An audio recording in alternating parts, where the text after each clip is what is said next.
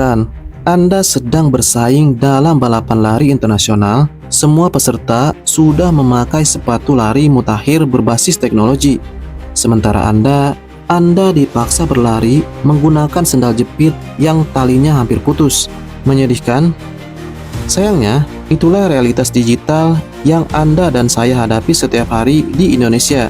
Pernahkah Anda berpikir, mengapa dengan status kita sebagai kekuatan ekonomi terbesar di Asia Tenggara, untuk sekedar streaming video tanpa buffering atau upload tugas kuliah saja, kita harus mengurut dada?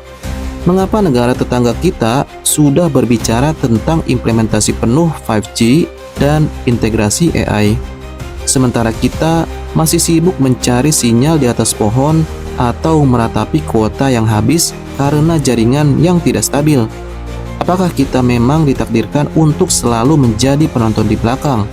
Mari kita bedah kenyataan pahit ini menggunakan data, bukan sekedar keluhan di media sosial. Berdasarkan Indeks Kecepatan Internet Global, posisi Indonesia di Asia Tenggara seringkali membuat kita mengelus dada. Kita konsisten berada di peringkat bawah, berkejaran dengan negara-negara yang ukuran ekonominya jauh di bawah kita.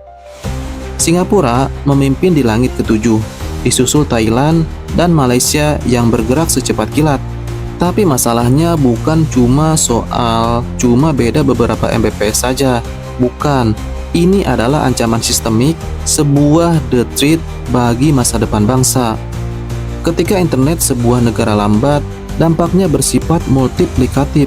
Kita sedang membicarakan ketimpangan digital. Anak-anak di pedalaman tidak bisa mengakses materi pendidikan yang sama dengan anak-anak di Jakarta. Pengusaha UMKM di daerah tidak bisa bersaing di ekosistem e-commerce global karena koneksi mereka sering terputus saat live streaming jualan. Lebih parah lagi, ini menciptakan ilusi. Kita merasa sudah menjadi negara digital hanya karena jumlah pengguna media sosial kita ratusan juta. Padahal, kita hanyalah pasar. Kita hanyalah konsumen yang kuotanya disedot tanpa diberikan infrastruktur yang layak. Kita bangga menjadi top customer konten, tapi lumpuh sebagai konten kreator atau inovator teknologi karena keterbatasan infrastruktur. Ini adalah penjajahan gaya baru, di mana kita dibatasi oleh bandwidth. Seringkali, pemerintah atau penyedia layanan menggunakan tameng klasik. Indonesia itu negara kepulauan, jadi susah bangun infrastrukturnya. Apakah argumen itu valid? Ya, secara geografis memang menantang. Tetapi, mari kita ambil the hero stance, sebuah sudut pandang kritis yang berani melihat melampaui alasan klise tersebut. Jika masalahnya murni geografis, mengapa wilayah perkotaan kita yang padat seperti Jakarta atau Surabaya pun kecepatannya masih kalah jauh jika dibandingkan dengan Bangkok atau Kuala Lumpur? Akar masalahnya bukan pada tanah kita, melainkan kebijakan, monopoli terselubung, dan kurangnya ambisi politik. Negara tetangga seperti Thailand memperlakukan internet seperti air bersih, kebutuhan dasar publik yang harus murah dan cepat. Mereka berinvestasi besar-besaran pada jaringan serat optik ke rumah-rumah. Sementara di Indonesia, penyediaan internet dilepas ke mekanisme pasar yang agresif dengan regulasi yang tumpang tindih. Biaya sewa lahan untuk menggelar kabel sangat mahal, birokrasi perizinan antar daerah rumit, dan insentif untuk membangun jaringan di luar Jawa sangat minim. Sebagai hero stance di sini, kita harus berani menyuarakan bahwa internet cepat bukanlah kemewahan untuk kaum elit di kota besar. Internet cepat adalah hak asasi digital setiap warga Indonesia dari Sabang sampai Merauke. Menuntut internet cepat bukan berarti kita tidak bersyukur. Justru karena kita mencintai bangsa ini dan tidak ingin melihat generasi mudanya kalah start sebelum kompetisi dimulai. Mari kita validasi argumen tadi dengan bukti nyata di lapangan yang tidak bisa dibantah. Pertama, mari bicara soal harga versus kecepatan.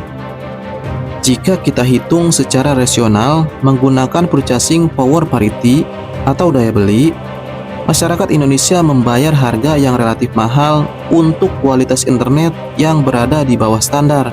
Kita membeli paket data berbasis kuota yang cepat habis, Sementara negara tetangga sudah terbiasa dengan paket unlimited tanpa batasan palsu yang harganya sangat ramah kantong. Kedua, lihat bagaimana infrastruktur kita dibangun. Mayoritas menara telekomunikasi dan jaringan kabel kita masih terpusat di Pulau Jawa. Validasi nyata dari ketertinggalan ini sangat terasa ketika kita bergeser sedikit ke Indonesia Timur.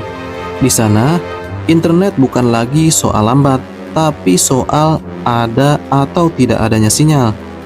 Ketika terjadi gangguan pada kabel bawah laut tunggal kita, langsung terjadi kelumpuhan digital di satu wilayah besar. Ini membuktikan bahwa sistem jaringan kita tidak memiliki redundansi atau cadangan yang cukup. Kita membangun rumah digital yang megah di atas pondasi tiang pancang yang rapuh.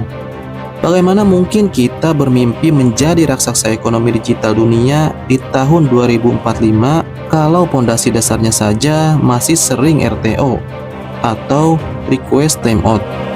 Video ini dibuat bukan sekedar untuk mengkritik menteri yang sedang menjabat hari ini atau membahas gangguan jaringan yang terjadi minggu lalu. Isu ini jauh lebih besar dari itu. Ini adalah tentang sebuah konsep evergreen yang disebut dengan kutukan infrastruktur fisik versus digital, dan bagaimana hal itu menciptakan jebakan kelas menengah digital.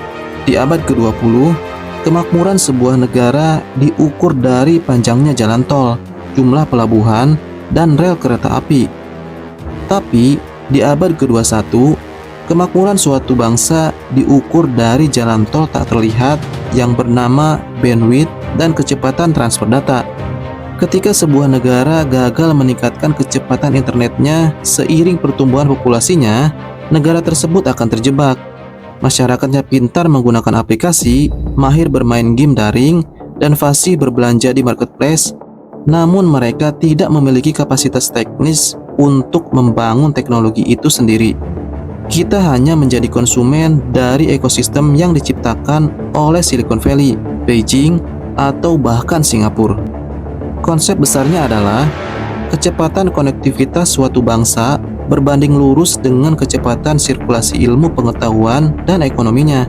Jika internet kita lambat, maka transfer teknologi kita lambat, riset sains kita terlambat, dan inovasi anak muda kita akan mati sebelum berkembang.